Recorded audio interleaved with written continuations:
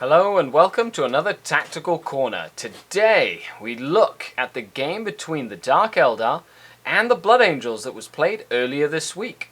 It showcases how fast hitting troops can deal some damage and win a game regardless of the odds.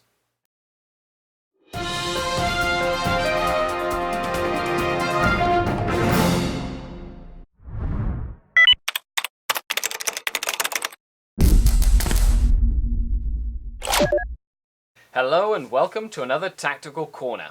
So today we see the game that I played earlier this week against a Blood Angel army. It's a 1250 point game. We played Maelstrom of War. If you haven't seen the battle report yet, check the link down below. I was playing a Highlander style Dark Eldar army against a very cool thematic Blood Angel army with a bunch of Death Company and lots of drop pods and stuff like that. I was playing Tori. Tori, you've seen him before on the channel. Usually he's running a very nasty, competitive Eldar jetbike spam or Space Wolf and jetbike style army. And that's him with his cool Eternal Warrior shirt. So he came over to the game after us playing in a tournament match a couple of weeks ago where his Yanari and my Dark Eldar Yanari faced themselves in hand-to-hand combat. So, he decided to run something a little bit out of the ordinary. 15 jetpack Death Company, Predator Annihilator, Dreadnought and Lucius Pattern drop pod, another Dreadnought, and then tactical squads and drop pods. The battlefield was very thematic, and in a game that tactically you have to look at in terms of where you want to set up your force and really kind of take advantage of the terrain. Now, the way that the table was set up, Tori decided to use the part of the table that was very open to my shooting instead of the denser part of the table that had the cathedral in it. And I believe that this meant that he had to face my shooting head on. And that was the Blasterborn, a Disintegrator Cannon, a Ravager with Lances. And this really put a strain on his main force. So he deployed very aggressively. And one of the biggest mistakes he made this game was infiltrating the large blob of jetpack troops. If he wouldn't have infiltrated them, it would have forced me back. And it meant that he would have been able to threaten me by charging me on turn 1 if I got too close. Now, I had put my infantry in the backfield to support an objective, jet bikes on the flank to take any objective as possible, and all in all, he did take quite a whooping on the first turn of shooting, losing, almost half the entire squad of Death Company.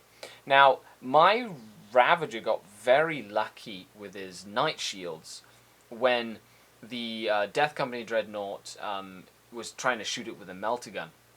And the other Dreadnought, the Furioso Dreadnought, also only had a melter gun and a Stormbolter.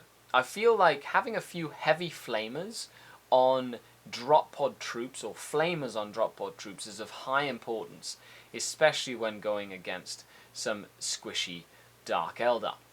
Now, it was really cool to showcase the witches that charged into combat against Death Company and ended up doing quite a bit of damage.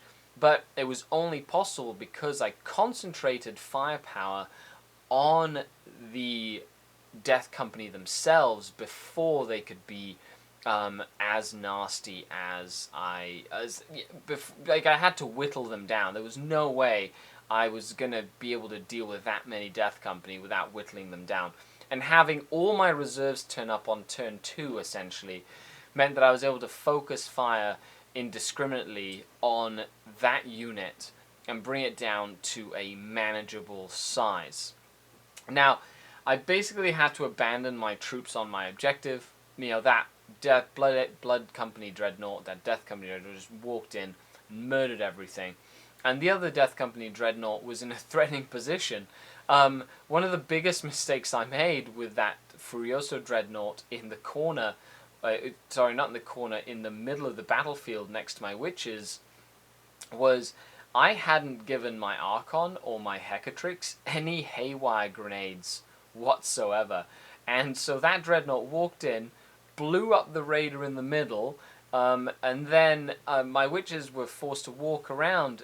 But had I not immobilized that Dreadnought, which was very lucky of me, had I not immobilized it, he would have walked into my HQ, my Warlord, and and all his witches, and he would have just annihilated them all, because I would have just not been able to do anything in return. So, all in all, I feel like Tori split up his army a little too much, and he had the army to be able to deal with my army. I was very scared of his army, but he put his entire army in piecemeal, all over the table, and didn't really focus his attack.